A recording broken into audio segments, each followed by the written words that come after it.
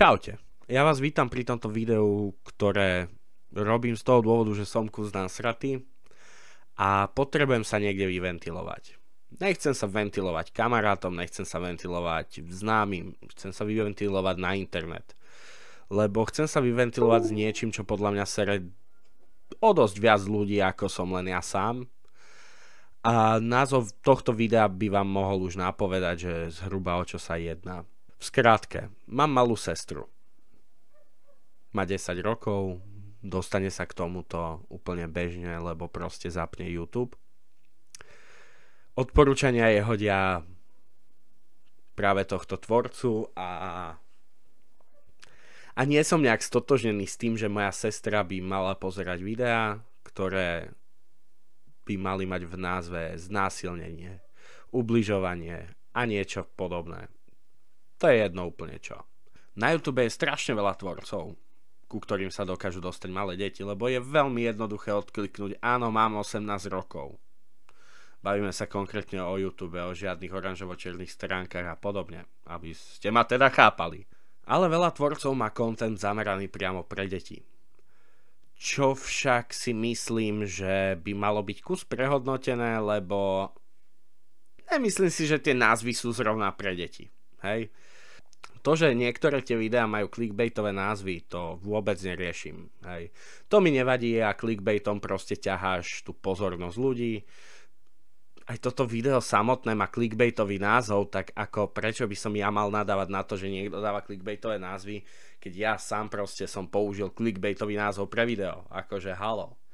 Clickbait nie je zakázaný, len proste je to také nejaké ťahanie pozornosti, hej, keď ty jednoducho sa rozhodneš spraviť video, chceš, aby ho videlo čo najviac ľudí, tak tam nacapeš proste dobrý popis, nacapeš tam, ja neviem, clickbaitový názov, aha, čo sa stalo pre Boha, neviem čo. Je to logické, že toto chceš spraviť, lebo proste áno, ten YouTube ti dokáže zarobiť peniaze, bla bla bla a ten clickbaitový názov použiješ. Lenže, pozrel som si profily troch YouTubeových tvorcov, ktorí sú tak nejak známi tým, že tvoria viac menej kid-friendly content, z čoho teda jeden je známy svojimi clickbaitmi, jeden proste si myslím, že áno, je vhodný proste pre deti a jeden mi dosť leží v žalúdku.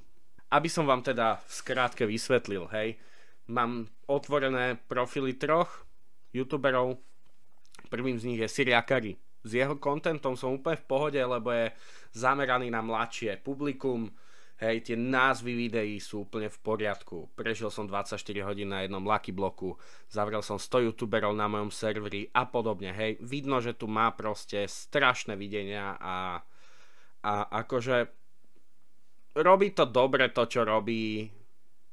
Myslím si, že jeho content a jeho tvorba je úplne v pohode pre deti. Ďalej tu máme ADHD Fyziho, ktorý z ADHD detí robí Full HD priama 4K. Ale stále, hej, nemyslím si, že niektoré z názvov jeho videí sú proste nejak prehrotené. Kúpil som 100 prekliatých vecí, stal som sa tátou, OK, je to také, no, divný názov videa, ale proste je to tam nejak vysvetlené. Si myslím, že úplne v pohode. No, skrátke, poďme si to povedať takto. Asimister je na YouTube fakt dlho a má cez 1 000 000 odoberateľov. Ten 1 000 000 nemá proste pre nič za nič, hej, chlapec fakt maká na sebe, fakt to grinduje a vie ako zaujať svojou tvorbou. Ja osobne som sledoval Asimistrové videá v časoch, keď ešte točil s Oselasím, Gogom, s Dušanom a dávnejšie proste s inými youtubermi.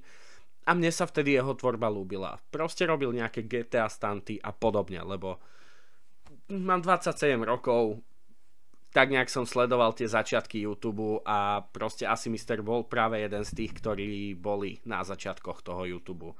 Zhruba nejaké 2 roky potom sa dostal do popredia. Čo je však najhoršie, sú tie názvy videí. Konkrétne tuto máme, že YouTube mi chce zmazať kanál. Long story short, Asimister tam vysvetľuje, že dostal 2 strajky, ktoré nie sú proste podľa neho za niečo relevantné, lebo V jednom videu jednoducho mal nejakú bábiku, ktorá nutí deti k samovražde a v druhom videu proste bolo nejaké dieťa sediace na záchode a proste to bolo v Robloxe. Ale, zase ale, fakt si myslíme, že tie strajky sú vhodné za toto a nie napríklad za tie názvy videí. Ja neviem, či YouTube dáva nejaké strajky za názvy videí, keď robíš kid-friendly content. Povedzme si úprimne. Ohľadom práve asymetrovej situácie som si pozrel pár videí od nejakých reakčných kanálov, čo si poviete, že áno, reakčné kanály zaujaté, bla bla bla bla bla. Nie, neboli zaujaté voči nemu. Oni stáli v podstate na jeho strane, ale nikto z nich sa nejako nepozastavil nad názvami jeho videí, keď robí kid-friendly content. Ako sorry, hej, poviem vám to takto. Ja osobne. Predstavme si situáciu. Staneš sa rodičom dieťaťa. Dieťa ti príde domov, keď má nejakých 8-9 rokov, chce tričko s Asimisterom, lebo Asimister je jeho najobľúbenejší youtuber. Teba nenapadne si pozrieť jeho content. Lebo si myslíš, však dostal sa k tomu, však to je v pohode, na internete nič strašné není. Vieš, aký hnusný odrb to je? Vieš, čo všetko je na internete? Si normálny. Tvoje dieťa bude zožraté za 5 minút, keď nebudeš kontrolovať, čo robí na internete a čo kúka. Buďme voči sebe úprimní, je to tak proste. Pomená tie názvy videí, hej, aby sme si to nejak vysvetlili. Mojim zlým rodičom sa narodil brat Schoolboy Runaway v Minecrafte. Pohode. Reakcia na deti, ktoré plačú nad veľmi zlými vianočnými darčekmi. Relatívne v pohode. Zachránil som moju priateľku od môjho otca zabijaka. Hej, pohode. Kind of. Strelil som suseda do hlavy jeho brokovnicou. Rodičia ma bijú remeňom. Šikanujem malé deti tak, že im kradnem peniaze. Zistil som, že moji rodičia sú sérioví vrahovia. Starý dedo ma chce znásilniť. A ešte keď sa pozrieme na tú náhľadovú fotku, tak sú tam slova. Ukáž mi tvoju mačičku a dáme sex. Hej, sex. Toto je človek, ktorý robí kid-friendly content. Aby sme sa rozumeli, pre tých, čo nie sú znali angličtiny. Kid-friendly content je proste tvorba vhodná pre deti. Fakt si myslíme, že ukáž mi tvoju mačičku a dáme sex sú výrazy, ktoré by malo používať dieťa. Lebo deti sú jak špongie. Deti proste nasávajú informácie, ku deťom sa hocičo dostane. Veľa z vás, ktorí si pozrete toto video, možno máte práve doma dieťa, ktoré za vami prišlo s otázkami, o ktorých sa vám ani nesnívalo, že by sa mohlo opýtať. A predstav si tú situáciu, že dieťa si zapne to video. Ja som to video nevidel, ale už len náhľadovka a názov toho videa mi úplne stačia. A predstav si tú situáciu, že tvoje dieťa príde a len tak zo srandy ti povie: čo, ukážeš mi tvoju mačičku a dáme sex? Reálne. Môže sa to stať. Môže sa to úplne v pohode stať. Ja teraz nevravím, zakážme jeho videá, alebo nepúšťajme ho deťom, alebo niečo. Je na vás, čo spravíte. Ak vám toto ešte nestačilo, kľudne pôjdem ďalej. Úplne v pohode. Dostal som zlú známku v škole a otec ma zbil remeňom. Zapne si to dieťa, ktoré má náhodou trošku ťažšie detstvo a rodičia nie sú úplne že najkľudnejšie typy. Čo si bude myslieť? No reálne toto je myšlienka, ktorú si môže to dieťa nejako zafixovať v tej hlave a povedať si, že áno, dostanem zlú známku a otec ma zbije remeňom. Kľudne môžeme ísť ďalej. Strekol som jedovatý sprej malému dieťaťu do tváre na základnej škole. A to sa bavíme o jeho posledných zhruba 30 videách, čo vydal. Otec zavrel moju priateľku do plynovej komory. Som na invalidnom vozíku, lebo ma otec bil remeňom. Koza šikanuje malé deti na základnej škole. OK, to je kind of vtipné. Dobre. Rasistický Ku Klux Klan chce zo mňa spraviť člena klanu. Ja nevravím. dostaňme tie informácie do povedomia detí, že áno, kedysi dávno existoval nejaký Ku Klux Klan, ktorý robil proste fakt, že nevhodné veci a existovali. Dostaňme im do povedomia, čo znamená slovíčko rasizmus. Ale nedostávajme im to vtipnou formou do povedomia, že poďme z toho spraviť tipné videjko, lebo haha, Ku Klux Klan. Sorry, ale to fakt nejsú vtipné veci.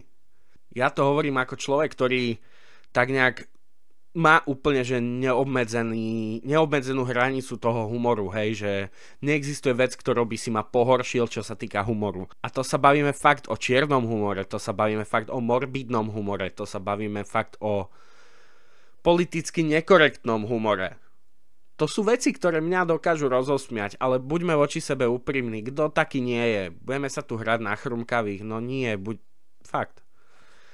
Ideme ďalej s tými názvami videa, lebo nechcem vám to tu tlačiť na silu. Budem rád, keď si to aj vy pozriete. Nikdy nerob tento nebezpečný kvíz, keď sú tvoji rodičia doma. Robí to s 12 alebo 13 ročným bratom. Hneď vedľa toho máme: keď uvidíš nafetovaného Tariho. Príde domov dieťa a opýta sa ťa, čo znamená nafetovaný?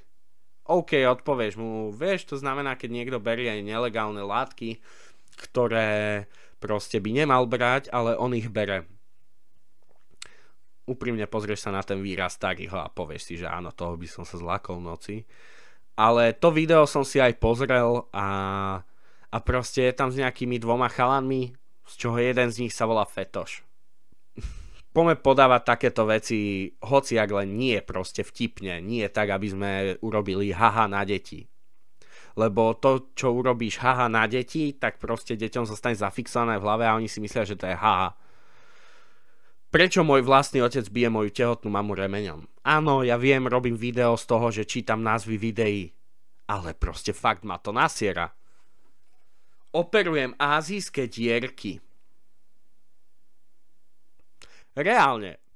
Ja s mojou pokrivenou hlavou, nie doslova, ale proste pokriveným zmyslom pre humor, asi mám tušáka, čo myslel tými azijskými dierkami. Ale keď príde za tebou tvoj 13-ročný súrodenec, alebo 12-ročná dcéra, alebo 10-ročný syn a opýta sa ťa, čo sú azijské dierky, tak verím tomu, že nelen, že ti padne sánka, ale nebudeš chápať, o čo sa jedná. Teda budeš chápať. Ale nebudeš chápať, prečo sa ťa to prišlo pýtať fakt, že maloleté dieťa. Chápete ten point? Chápete, o čom ide? Proste tie názvy fakt nie sú v pohode a ja mám chuť ich tu čítať dookola ďalej a ďalej a ďalej, lebo proste skvosty. Splachol som hlavu malému dieťaťu v toalete na základnej škole. Šikanujem malé deti na základnej škole.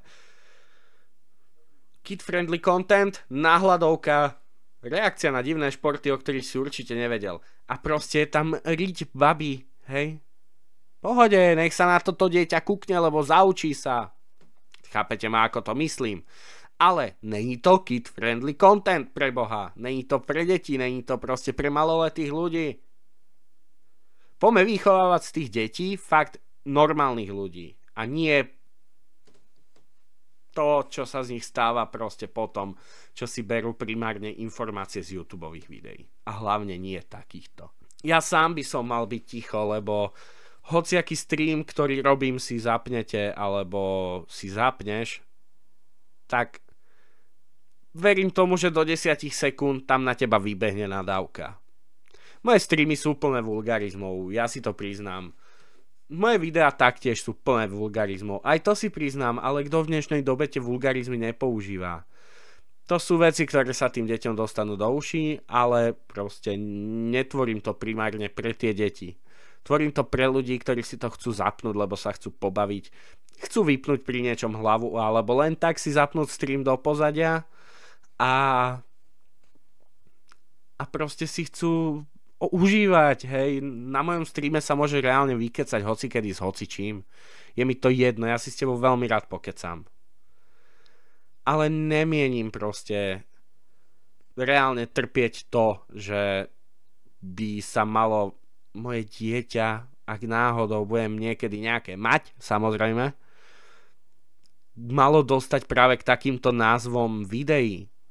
Toto fakt mi nepríde proste kid friendly. To je z mojej strany asi všetko. Ja nepôjdem ani ďalej v týchto videách, lebo sa naserem ešte viac. Už teraz som bol ďalej, ako som bol predtým a to som bol dostatočne nasratý posledné dni. Jediné, čo mi zostáva, je asi vám poďakovať za to, že ste toto video dokúkali až do konca. Šupnite tam like, ak nemáte odber, tak šupnite aj odber. Nezabudnite dať zvonček, aby ste vedeli, kedy streamujem, lebo streamujem dosť často a primárne sa hlavne sústredujem na tie streamy. A želám vám pekný zvyšok dňa, večera, rána, záleží kedy to kúkate. Šírte lásku, nie nenávisť. A čaute.